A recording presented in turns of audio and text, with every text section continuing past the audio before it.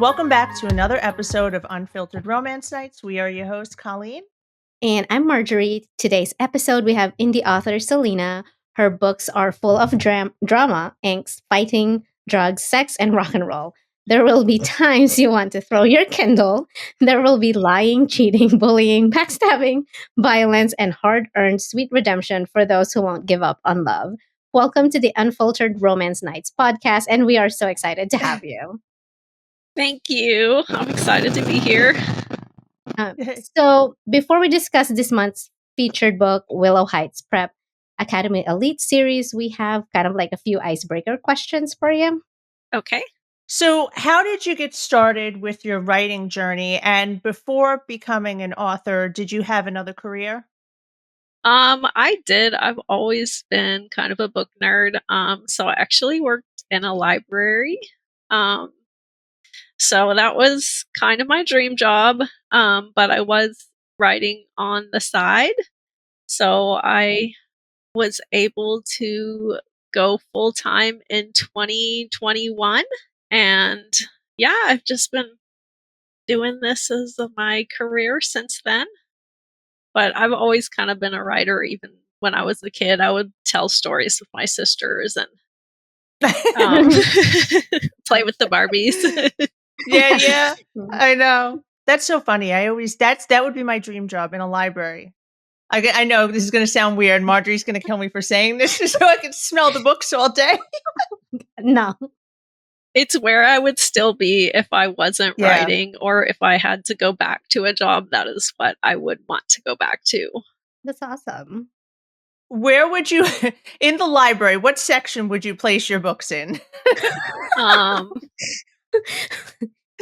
Behind the counter. Yes. They have to like specially request it. Yes. Yeah. The 18 and over here. Yeah, you need a waiver and an ID. Right? Yeah, I don't think you can just like put them in display like even in the romance section for just to, like pull off. No. Like, besides writing, do you have like anything you do like to kind of unwind if when you're taking a break? I don't have a lot of hobbies besides reading and maybe Netflix on occasion. Streaming something, but mostly reading, I would say, is my hobby when I'm not writing. So I know that's kind of boring, but like that's my life. No, we hear that a lot. I feel like us bookies and authors, it's like that is our hobby, and there's nothing in moderation. It's like, no, I gotta read it. I gotta keep going. When you do read, who is your go-to author? So I actually don't really read inside my own genre. Mm-hmm. I think I just need a break from all the darkness. Yeah. So I read a lot of like different genres. I tend to kind of hop around. My go-to author is probably Suzanne Collins, who wrote The Hunger Games. I am a huge Hunger Games fan, and I was so excited when her new one was announced. I was like marking it on the calendar and got it like the day it came out. So I'm a big fan of hers. Nice. She'd probably be my like must read author. Like as soon as something comes out, I'm gonna immediately go read it. So you finished reading the new one then? I did, yes. How do your friends and family kind of feel about your books? And I don't even know if it's an appropriate question to ask. Have they read them? They have not. They are not allowed to read my books. So I'm kind of like my mom came over one time and she was like, "Oh, I saw some of your books on the shelf," and I was like, "Do not read them." Oh my gosh. So that's so funny. And I have a son, but he's 18, and he was showing his girlfriend one of my books when I was not there, and I came home and it was on the counter, and I was like, those are not for you. And he was like, Mom, I'm 18. I was like, they're still not for you or your Right. girlfriend. Oh gosh. I feel like that would be like a interesting dinner conversation if they ever read it. Like, buddy read it together, and they're probably like, "Oh, what's going on?" Yeah, I don't know. Might be disowned or something. Just Yeah, my biggest fear is like as much as we love some of the characters, if my son turned out like Royal, I don't know. jail immediately. Straight to Right, jail. immediately. Yeah. How many books do you try or do you release in a year typically? So I was doing 4 every year, and then I think I've done like 3 a couple times when I was like not having a good writing year, and I'll release like maybe a couple novellas too. Yeah. And then this year I'm trying to do 6 full novels, so I'm Oh my God. I'm being very ambitious this year, so we'll see. Yes. We still have time. Yeah. We have like I'm, we have time. I'm on track so far. Because you already released 2, right? I've done 2, and then I have 1 releasing June 2nd. So that will be 3 in the first half of the year. So hopefully the next half of the year goes just as well. And I don't know because I'm still playing catch up. Are they just as dark as what you typically write or tortured? I should say? So one of them is a duet. Book 1 just came Uh-huh. out at the beginning of this month, and book 2 is scheduled for hopefully August. And that's probably the darkest thing I've ever written or ever intend to write. Ever? Yes. Oh, wow. And then the other ones are the regular level of dark. Like, Okay. I was like, oh, it's still dark, right? I'm guessing this is the one in August would be book 2 of the twins. Yes, book 2 of the twins. Oh, Duet. okay. So it's a continuation. Okay. Well, I had a feeling it's gonna be dark. I mean, It's dark. if you've read the other twins' books, it is gonna be dark. Yeah. Out of all the books, we'll put you on the spot. Out of all the books you've written, which one is the most difficult to write? Probably the one I just released. Twice as Twisted is the title. And that was the twins books, book 1. And it was just really hard. I don't know if it was because it's so dark, but I started and stopped that starting like last April about 3 or 4 times. It's so dark, it's hard to get in that headspace and stay there for me to write a whole book that's that dark. So that one was really hard for me, and I'm a little scared of writing book 2, but I'm gonna do it. Yeah. I'm not gonna lie. It's probably like, I don't know, like if I don't know if other people would agree or not, but I was like, after I read Royals and Harper's, I was like itching to get to the twins because I was like, I know they're not the favorite. Like one of them was not the favorite, and I was like, I always like kind of sort of a like a redemption arc. So I'm like, when you announced that you were finally releasing their story, I was like, yes, I've been waiting for them. Well, I don't know if I should say this, but they probably won't be redeemed. they're shit. The whole time? Not even. They're villains. There's no redemption for them. They're too dark. Not even. Is it Duke and Baron? Yes. Yeah. Oh, not even Duke. I mean, after what they did to Harper, I kind of felt like I know there was not any going back. So I just fully committed to. Yeah. This is a villain story. I would say it's like I thought Royal wasn't gonna be redeemed. I don't consider Royal redeemed either. Yeah. So I was like, like you kind of, when you read it, you kind of like going into it, it's like, okay, of all the things that he's done, I don't know if he's gonna get a happy ending after this, couple books, but I still love their story. I mean, I consider them irredeemable, and that's how I tell people. I'm not like, oh, they turn into good guys later. Like, no, they're irredeemable, and that's who they are.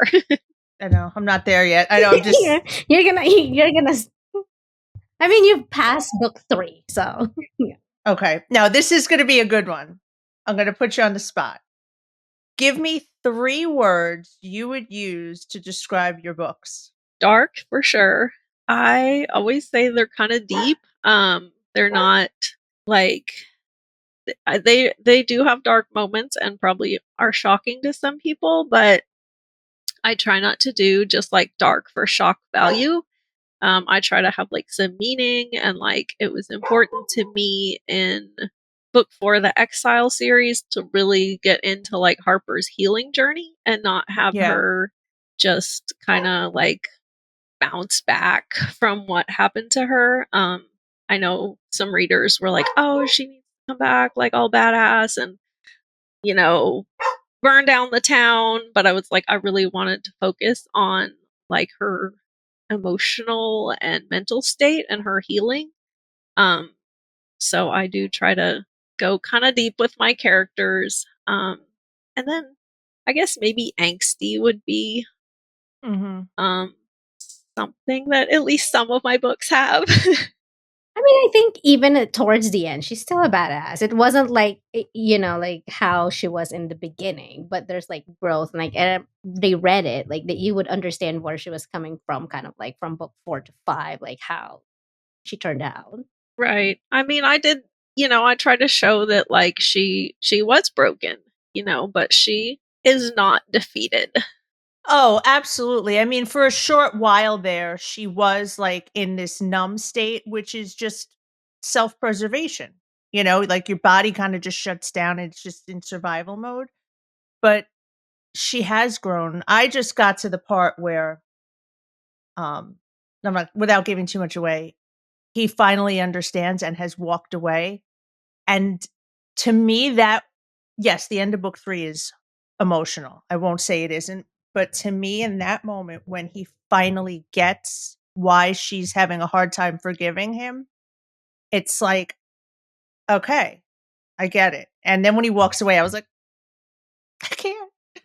You're not supposed to walk away, like I know, but he's respecting what she's saying. And that's Mm. growth I feel like that's growth Absolutely. for Royal. For him. Considering For he was him, just for like, sure. I don't care what you feel, like this is gonna happen, Right. They're all growing. Yeah. I mean, I did try to have like he was not redeemed to me, but he did definitely grow and learn to understand her. Right. She's able to handle him. Like she was a tough character. She's able to, handle all that he is, which is a lot. Yeah, he's a lot. I don't think any other character would be able to handle it. Like, there's no one else in that series, like even the other side characters. I don't think there's anyone else that could be with him with the way No. he is. He's like, oh, I forgot to ask this. Do you have a favorite out of all your books? I'm like putting you on a spot.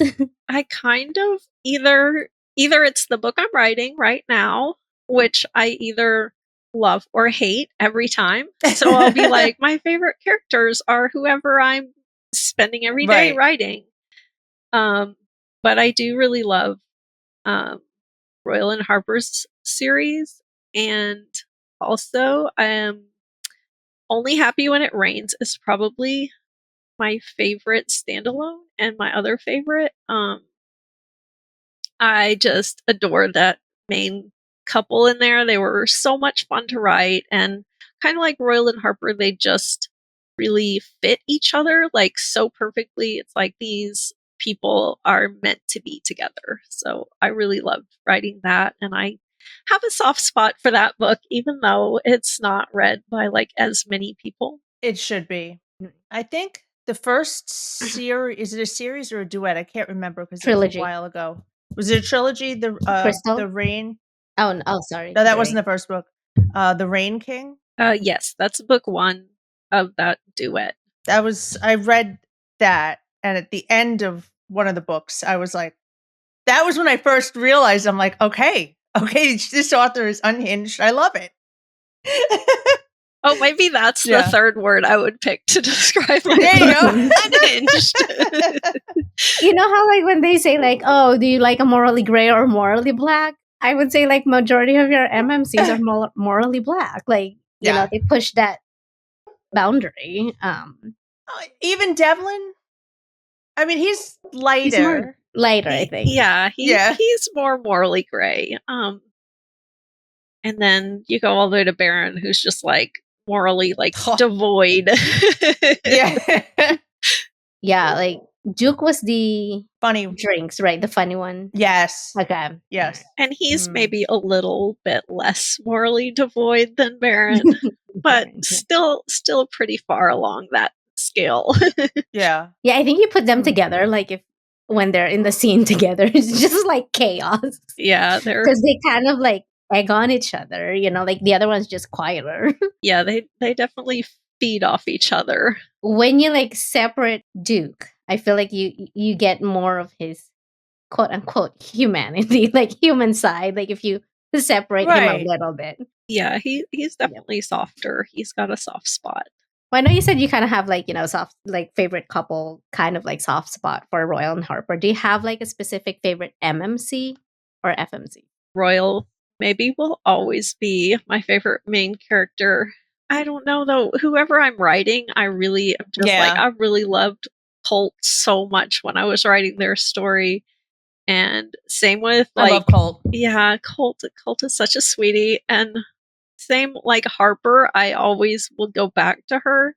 But like when I was writing Gloria, I was just like, oh, she is just so much like depth with her and character growth. And after she was, kind of the mean girl in Harper's series, and then finding out all her, but not for long, what she had been going through the whole time. So I really liked writing her, and I don't know, I'm really enjoying writing Mabel too in the twins story. She's so Mabel, yes, just very interesting to write, because I guess she didn't really have almost any page time in the first like 15 books in that series or in all the different series. And so she was kind of a mystery to me too when I started writing her, because she had been talked about throughout all the books, but she only had like maybe 4 or 5 lines in all the other books. So when I started writing her point of view, I was just like, oh, well, this is different. I didn't really know who she would be until I started writing her. Yeah, I feel like she was talked about a lot in the other series, but I'm trying to remember was she in the trilogy of Crystal and Devlin? She was mentioned. Wasn't she at the grandfather's house or something? Yes, and I think that's maybe the only line she speaks in all the other series is when they confront her on the front porch of his house. She may have like one throwaway line somewhere else in the whole series, but yeah, that's the only scene where she's on page in all the other books. So it was like, oh, I get to kind of, even though she's been talked about, it's like I get to meet a new person kind of. Yeah, she's very mysterious, because she's like, oh, Mabel's the one who left. She got to leave town. Yeah, but after something happened before she left, like I'm excited to dive into their book, because I was like, I need a weekend for it. So I can just like, I can't do it during the week. I need a weekend. Yeah. Take breaks, take water breaks, mental health breaks. You need a gummy too. You might. All right. Well, at least we're forewarned. Like we need breaks, take laps, bottle of wine or something. Yeah, something. No, alcohol's a depressant. Don't do it. Oh, okay. Yeah. Okay, so let's switch gears and talk about Willow Heights Prep. What was the inspiration for this book, and how did this story come about? Like, what gave you the ideas to go that route? I mean, it's kind of been so long, it's hard for me to remember, but I did, I was at a conference with another newish writer, and we were at this conference in St. Louis, and we just took a walk to Starbucks, and we're just kind of brainstorming on the way, like, oh, we want to write this series together. And she ended up not wanting to write that, although I did co-write with her later. But at first, I had come up with Royal and Harper's series. Oh, okay. As we were talking about it together, I was like, okay, well, he has a sister who died. And then she was going to write the sister story. So she was actually going to write Devlin and Crystal's story. And so when she decided that she wanted to do something else, I went ahead and I was like, well, I need to tell this story kind of first. Yeah. So I did go back and I wrote Crystal's story first, even though in my mind, the series I was going to start with was Royals. Yeah, I guess you had to because of the things that happened to make him the way he was. So, yeah. I like that you I guess, instead of writing Royal and Harper first, like publishing it, Crystal and Devlin, you kind of like get the backstory and like you get kind Yeah. of prepared of what's going to happen in the next series. Ease you in with the darkness. Even though I had thought of Royal and Harper's story, I actually didn't write that until afterwards. So I did, like, I started writing with Crystal and Devlin's, and that did help me, like, kind of set up the characters, I felt like. So when I got to Royal, I really had a little bit to get to know him instead of just starting fresh. Yeah, because if people like just start with Royal and then go back to Crystal and Devlin, Royal is a different character in that. Oh, book. absolutely. Like, yeah. A lot of people do start with Bad Apple, and I think I tried to make it so it makes sense and you still can start with Bad Apple. But yeah, it's a little bit different. I don't really outline. So when I start writing, I'm like getting to know a character. So I don't know if I'd written Royal and Harper's story first, if it would have gone very differently than it did. Oh, ooh, it could have, I guess it could have, the trilogy could have been darker. It could have been different. I Yeah. don't know. Yeah. So one scene, like at the end of the trilogy, that will live forever, live rent free in our minds, is the ending, kind of like the escape plan. How did you come up with that for the HEA? I mean, that one kind of made a lot of people mad. And I kind of knew, like, I knew that he had a sister and she was supposed to have been dead. So I knew that I wanted him to think that she was dead. yeah. I don't want to kill off characters because that's just, I wrote 3 whole books about them. I can't let them go, and I would not do No. that to readers. I just feel like that would be Thank you. be cruel. Yeah. I mean, I guess I could have, like, had them together in the afterlife or something, but I was like, I need a way for them to really think that she's dead, but also give her a happily ever after. I really like writing scenes about characters in the rain. I don't know, it's a thing I do. So I was like, oh, I wanted to have them in the rain and the flood, and so it just kind of came up. You do. I guess organically when I was writing. I do. I really like to have characters in the rain. That's like when Royal caught Harper on the balcony at the house next door, and it was raining. Oh wait, she was soaking somewhere else too. There's a scene in book 4, Broken Doll, that people really like, where they, kind of stuff happens in the rain on the hood of her car. Yes. No, don't tell me. And then there's an important scene between Colt and Lowe that happens in the rain. I'm like, I don't know. I love the drama. I love rainstorms. So it kind of creeps into my books. Yeah, I love it. When you watch a movie and there's like the rain, they're under, like, standing in the rain, it's always romantic. Yeah, maybe I watched that's what it is. Too many movies where the rom-coms where they kiss in the rain growing up, and majority of the ones that were in the rain, there's always like romantic, like, it's not like always the action-packed kind of thing. It's always romantic in your book, so I like it. Yeah, I like the ending because it kind of makes sense, because there's really no way for them to stay in that town and be together. Yeah, with how their family, how their family's going at each other, it's just not gonna make sense. Kolleen is like looking at me and saying, "I don't agree." But I get it now that there's a continuation of characters and stories. Like, there wasn't a way to make everybody just live happily ever after because there's still that hate. So I get it now. If I had decided not to continue on with like any other stories in that world, I could have wrapped everything up and, made everybody happy then, but I wanted to write more stories, so I can't give everybody a happy ending right then. You're right. I had to trust your process, and I trust it. Sorry. Lost my mind for a minute. Just push through it. You'll see eventually what happens. I don't know if I'm trustworthy, but thanks. Yes, you are. It's been a long time since I've read a series where I haven't like stopped to binge scroll through TikTok. Like I'm in it. I'm like up till 1:30 in the morning. So I'm very happy that I was like, I picked this up because I've just been going.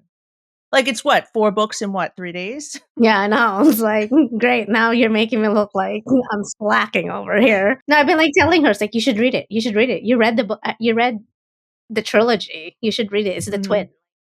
And she's like, I'm not ready. And then finally she's like, I'm going in. I'm just like, okay. It's gonna be dark, just so you know. Going in. I'm just that might be smart to, you gotta get in the right mindset. I do. But I love it. I really do. I'm afraid to ask this because I feel like wait, first of all, what about Preston? Does he have a book? Yeah, he has Duet. Oh, all right. Whew. He does have a Duet. I was like, don't kill him off. Like, no. I'm gonna have to read that next then. I got a plan. And I feel like I go back and forth, and I don't know. I'm sure a lot of your readers feel this way. It's like 1 minute I'm like a Dolce sympathizer, and then on the next minute I'm a Darling sympathizer, and I'm like, God, it's like whiplash. You can't figure out which family you like. But then I feel like it's the dad. His ass needs to go, and then everybody can get along. I don't know. All right, shut up. I'm just saying. When it comes to whether it be Willow Heights Prep or any of your books, we'll say, how easy is it to like come up with these unhinged crazy scenes? Like, is it just that easy? Like, oh yeah, so we're just gonna do that. Like, how do you map that out? Honestly, I don't. It just kind of happens usually as I'm writing. Sometimes I will know the scene ahead of time. Like I knew the swamp scene at the end of book 3 was going to be like the pivotal moment of that series. And so I kind of the first 3 books were like writing to that moment. So I don't know really where that came from. It just came to me somewhere in my twisted mind. And I was like, okay, I got to get there. And I also have to get back from there to where even if Royal's not redeemed, that you can root for them to end up together. Like I don't need the reader to forgive Royal, but I have to write Harper being able to forgive him. So I have to write some at least small bit of redemption or at least atonement for what he did so that she can forgive him. And some readers do, and some readers love him, and some readers are like, no, I'll never forgive him for that. You know, it's interesting you say that because I'm the worst. I read Goodreads and reviews first because I don't know. Like I put like horror movies, like when I used to watch them, I'd have to mute it, or like suspense, I have to mute it because I get too stressed out. But anyway, I get annoyed with people who will write unfavorable reviews based on triggers, and I'm like, oh no, to 1 star if I could give it 0 because of the end of book 3. And I'm like, interesting. Did you read the trigger warnings? Do you know what non-con means? Like, so like that's frustrating to me. I actually like your author notes where it says this is dark. If you need to like find a trigger warning list, it's not for you. Like go back. Right. Kind of thing. It's like, and I like that because I was like, oh, okay, I don't have to like skip around like pages of trigger warnings or whatever. It's like it just says in there, I'm not the author for you if you need like a list or something. Exactly. So it's like it's gonna be dark. Yeah, I mean, I've changed my trigger warnings a lot over the years. When I first wrote Bully Me, I really honestly was like, it's a bully romance. I didn't know that I needed to put a trigger warning really. Like I thought that as people picked up a bully romance or a dark romance, that they would know kind of what they were getting. And I was like, okay, they'll know that it's going to be dark. They'll know that there's going to be bullying. And I quickly was hit with some reviews that were like, this needs a trigger warning. And I was like, oh. So I have revised them a lot throughout the years. Sometimes I'll just be like, if you need a trigger warning, like, I'm not the author for you. And sometimes, like, I've written lists of them on my website. So people who do need them can go click the link and go look at them. But at the end of the day, like, I feel like I can provide a trigger warning, but I can't keep people from being triggered. So I'm like, all I can do is warn people. And that's my responsibility. So I do always include a trigger warning, but after that, it's not under my control anymore. So I just kind of have to let it go and be like, yes, there will always be some 1-star reviews that are like, this is too dark. But I can't. Well, that's what makes us read them. I can't do anything about it. Right? So I'm like, I just have to let it go.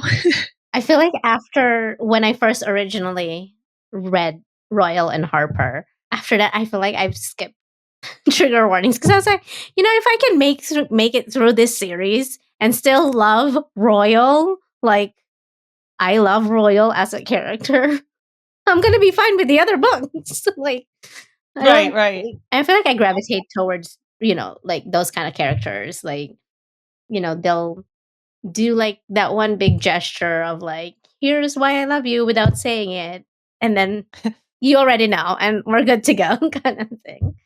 Here's a couch. No. No, he did more than that. I know.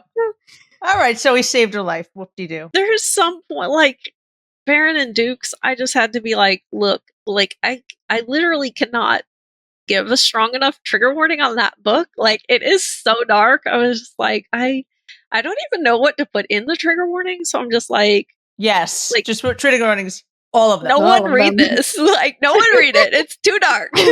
Yeah. You'd probably get a lot of people reading just for that alone. I mean, maybe I should do that on book 2. It's like, if there's any, like, if you've read other authors that has 3-page trigger warning, that's it. Like, just go find them. I mean, if they've read Royal and Harper's again, they would know what kind of character Baron and Duke are. I feel like they'll have like somewhat of an idea. Obviously, we don't get their point of view. Like a little bit, yeah. I mean, again, they were like different in Crystals, because in Crystals, they look like they were just, I mean, they were kind of kids in Crystals too, because there's a big time jump, That's so right. It's a few years later, so they have grown darker.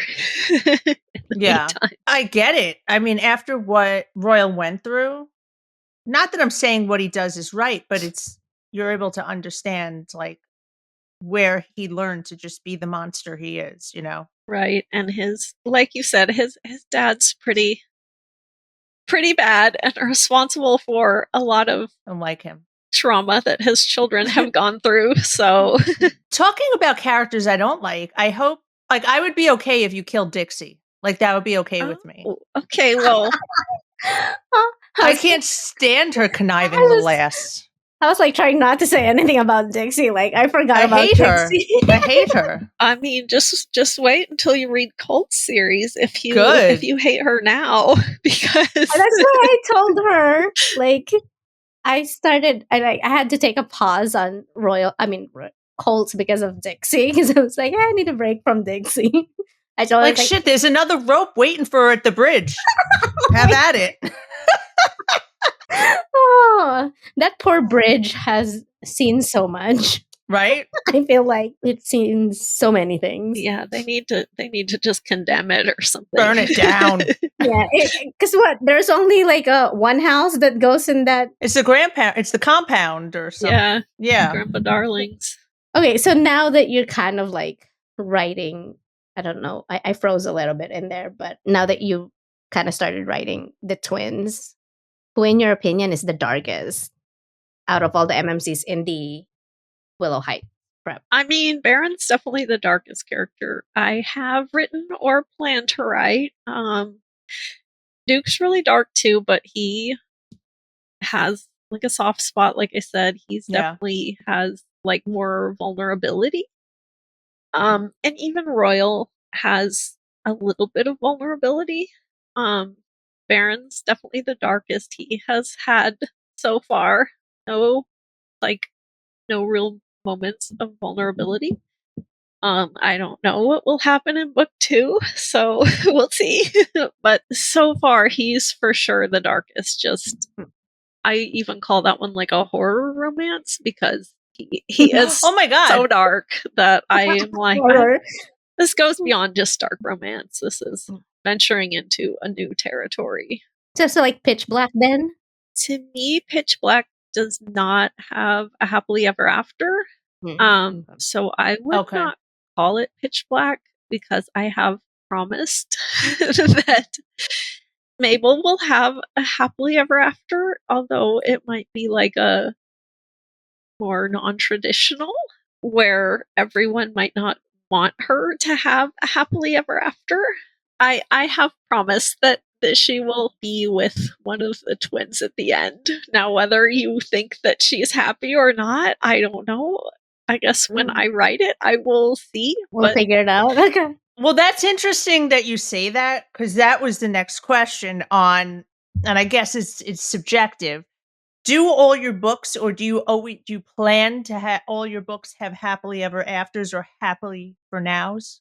Yes, definitely. Okay. Thank you. For one, I consider all my other books so far to be romance, and to me a romance has to have a happily ever after. Yeah. But again, that's my version of a happily ever after. So whether the reader is like, oh, I still hate, Royal, or the main male character is not forgivable, I have to have them end up together. Yeah. And to me, that's a happily ever after.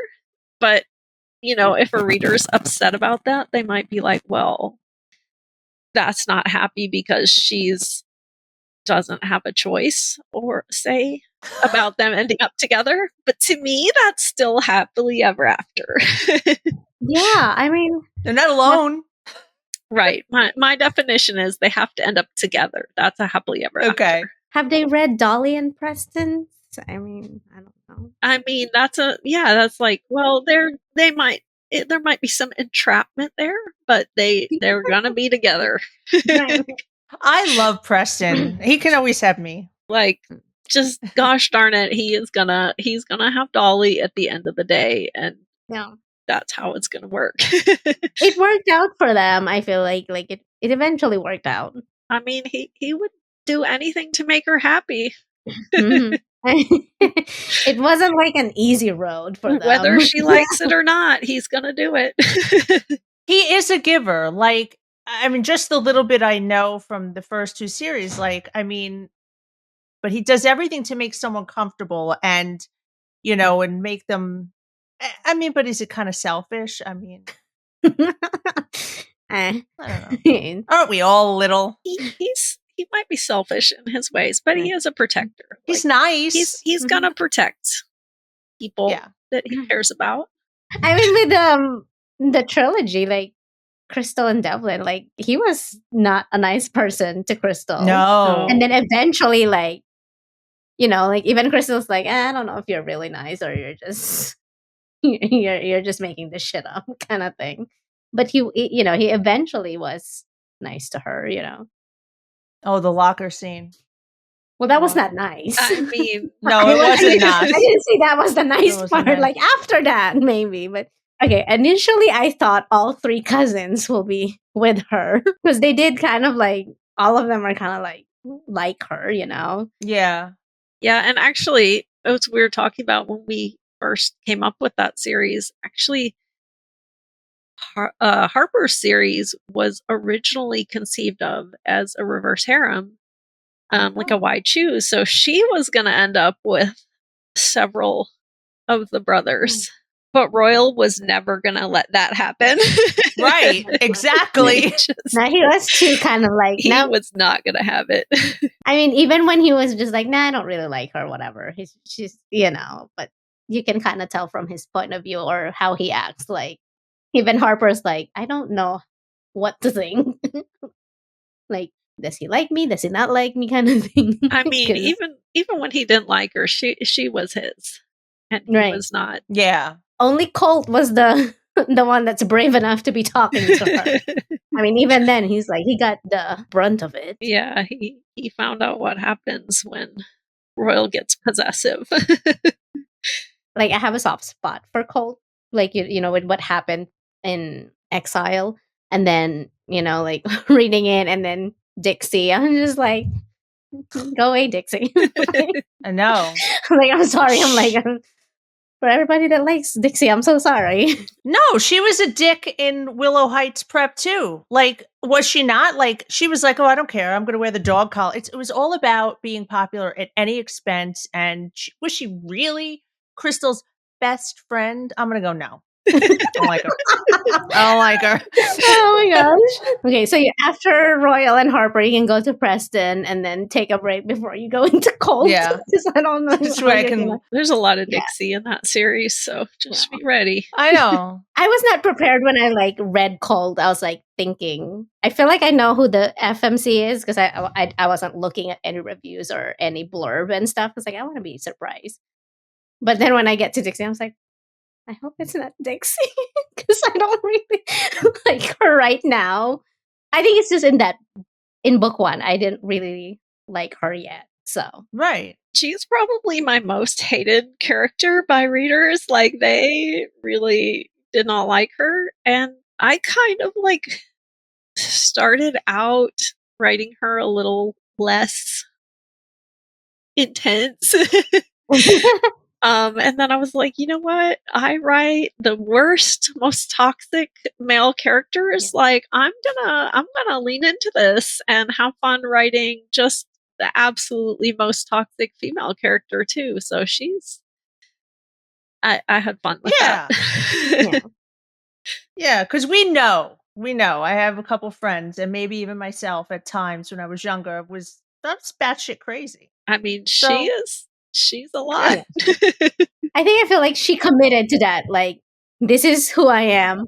I'm committing to it. I'm not changing. It's like commitment. Oh yeah, she had her goals and she was gonna achieve them. Like when I read her point of view and then, you know, like her goals, I was like, oh my God, like this was not even an inkling in the other books.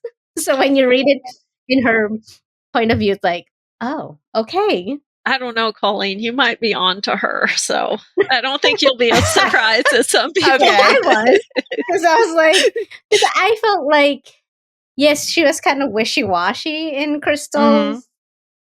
Kind of wishy-washy. And then, you know, in Royal and Harper, it's like, okay, this is who I am kind of thing, you know, like I survive whatever happened and all that stuff. And I was just like, okay.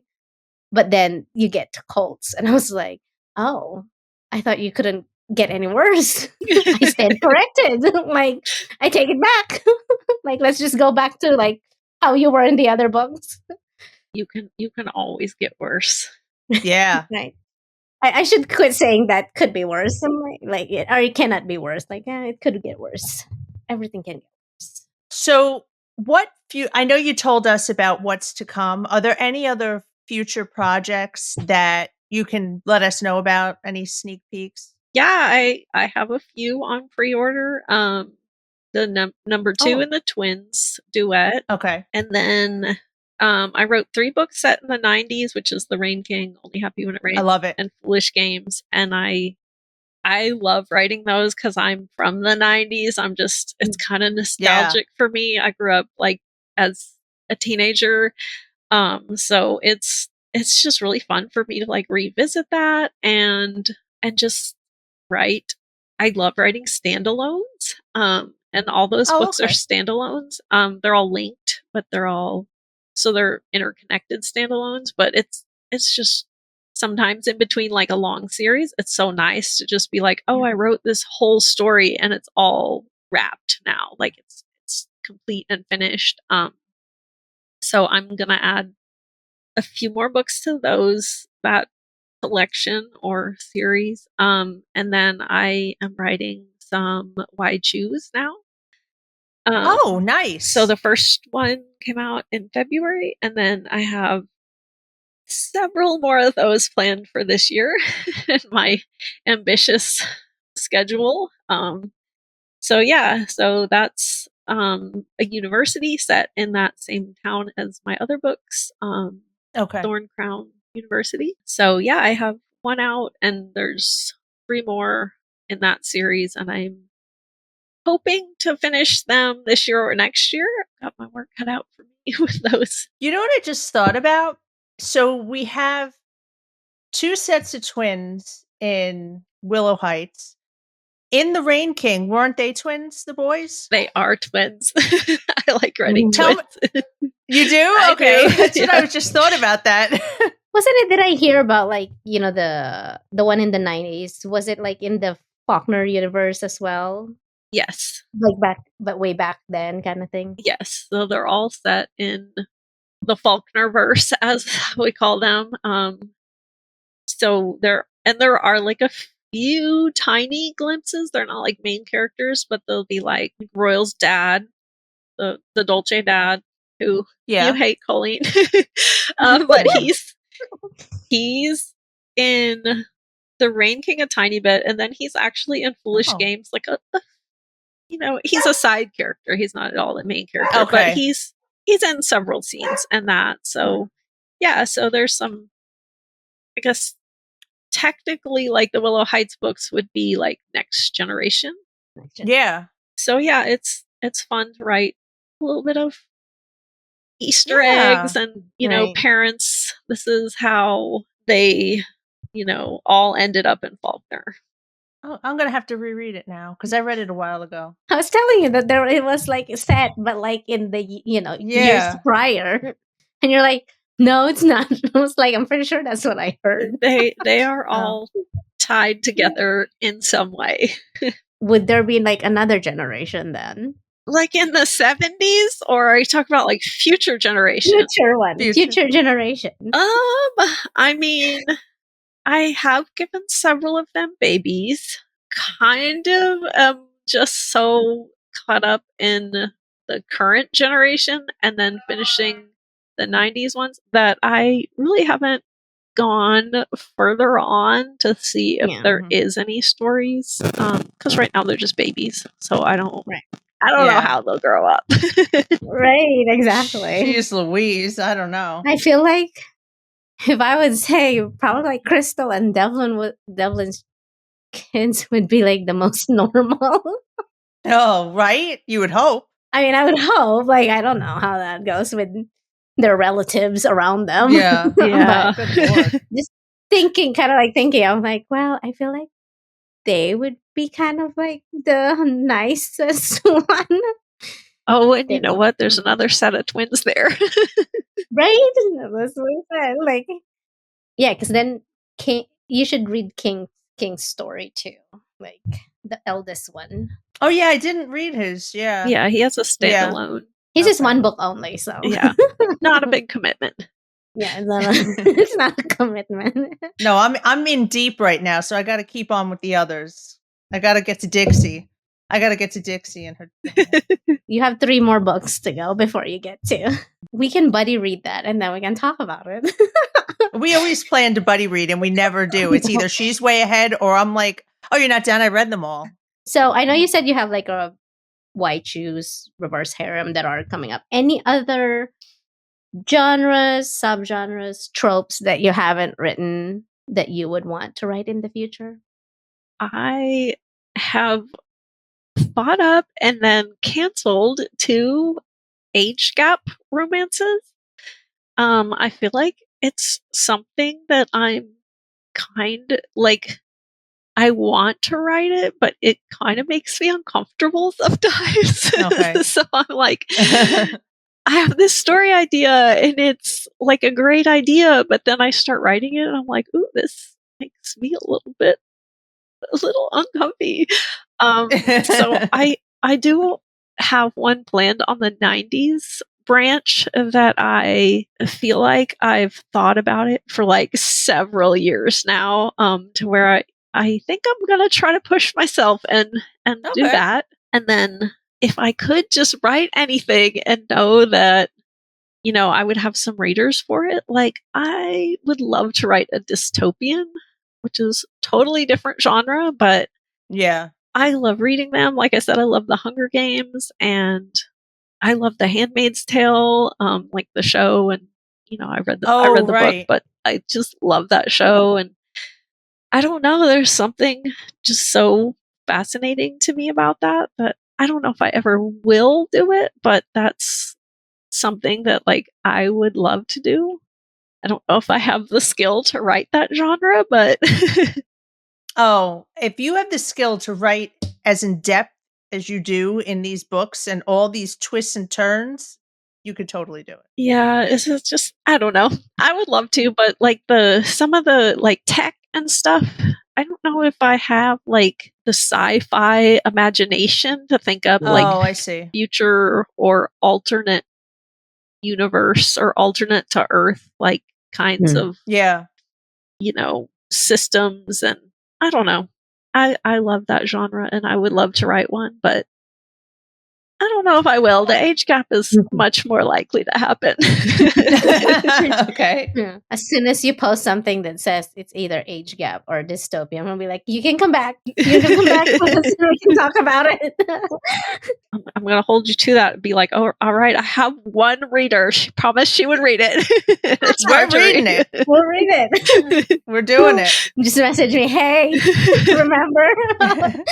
You promised. You can hold us to that though. Now, other than this book box, do you have any other special editions out there or plans to do any others? I do. I did like a Patreon a special edition of the Exile series, so all 5 of those, and then I sell them on my website. So I've done King's book, the Exile, and Preston's book, and those are all special editions on my website. And I would like to have a special edition option for people who want them of all my books, but it takes a while. So Yeah. I'm slowly working on getting some more up. But yeah, and I might even do like a signing edition because I do some signings. And I've seen that authors will have, just one that they only sell at signings or that they made for a signing and then Yeah. sell the rest on their website, like whatever doesn't sell at the signing. So I would maybe think about doing those too. I have a whole shelf waiting to be filled. So I feel bad because she had to like buy shelves because now she's like collecting all special editions because of me. Too many I know. special editions. yeah, I'm definitely a book hoe. Like, because I have to read them too. Like, I'm a physical reader sometimes. Oh, I like it. Yeah, I was gonna say a lot of people just get the special editions to collect without like. I read some of them, but I like because I'm old school and I remember when there was no Kindle, and I like books. So The smell. You gotta have the smell. yes, I love the smell. smells I love smell. the smell. I don't know what it is. It's weird. I know. I always thought it smells like paper. It's different. If you go into like a Barnes and Noble, it doesn't smell the same as if you go in an old used bookstore. Like it has a Yes. different smell. Somebody needs to bottle that up, and I'll wear it. No, I'm just kidding. Make a candle. Just like Yes, I think it would be Is there more one? better for candle instead of you like just spraying it on yourself. It'll keep my husband away. Light your candle and be like, okay, Yeah. it's time to read my book. I gotta light my candle.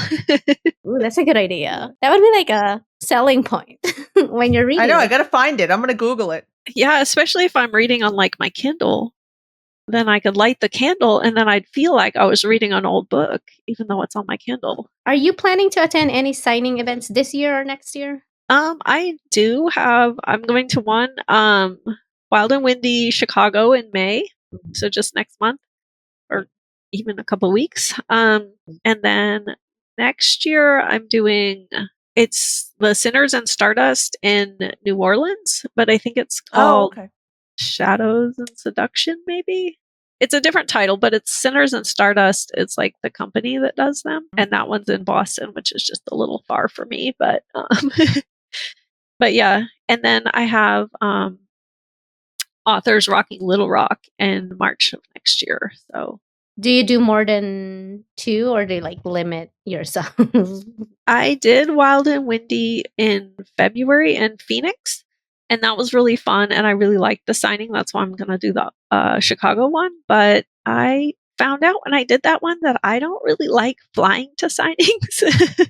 Well, and having to ship the books, and it was a lot. So I decided that I was only going to do ones I can drive to in a day.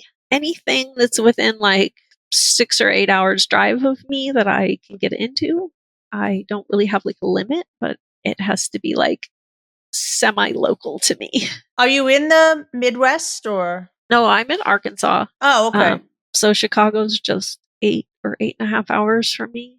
So it's like about the limit of how far. But I loved the one in Phoenix. I thought it was so well run and well organized. And when they had an opening in Chicago, I was like, yes, I'll definitely do it, even though it's far for a drive.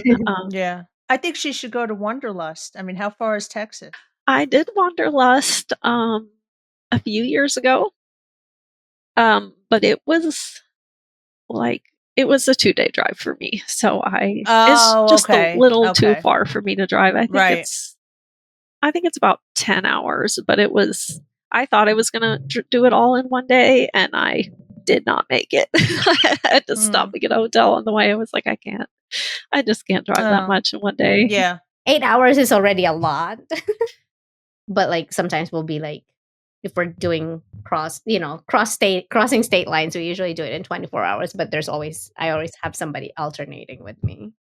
Yeah, if I could find some within 6 hours, that would be like ideal to me. But I'd have to look and see if there's some in like, I'm sure there's got to be one in like St. Louis and Kansas City. Oh yeah. I thought I heard some like in Missouri. There is one. I thought I'm pretty sure there's one in Kansas City too, but I'm not sure. Yeah. But that's like a 4 or 5 hour drive for me. We'll meet you one day in person. We'll work it out. Yeah, it's easy for me to fly, or like as an attendee, as long as you're not buying a slew of books. So, well, I mean, that's you. That's me. So I will have to have a crate going around everywhere. No. I'm preparing myself for Wanderlust in October because I'm be like, I don't know what I'm doing. Because I went to the one in Sinners and Stardust, and it was like I had to ship a bunch of books. Is that the one in Boston? In Boston, yeah. Yeah. Like I brought 2 suitcases. The one was empty, and then I filled it up, and I was like, oh, I need to ship more. And the packing was just like, hey, yeah, like never again. Because I was like, these are special editions. They can't be like ruined. Like, and half of them, yeah. But I don't have control when I see special editions. Have I read them? Probably not, but they look pretty. So I'm just gonna be like, yeah. Whenever we go to a signing together, it has to be like small, so I don't be like buying everybody's staple. Well, that brings us to the end of the episode. All right. Well, I really appreciate it. I had so much fun. I couldn't wait to get you on here as I'm like feverishly reading. Yeah, it was so fun talking to y'all. Yeah, we love your books, and we will forever be fans. So for our listeners, be sure to follow us on our socials and subscribe to our podcast, Unfiltered Romance Nights. If you have any authors you would like to see or any topics you'd like us to discuss, send us a DM on our Instagram. Well, that's all. See you next time. Bye. Thank you so much. Okay.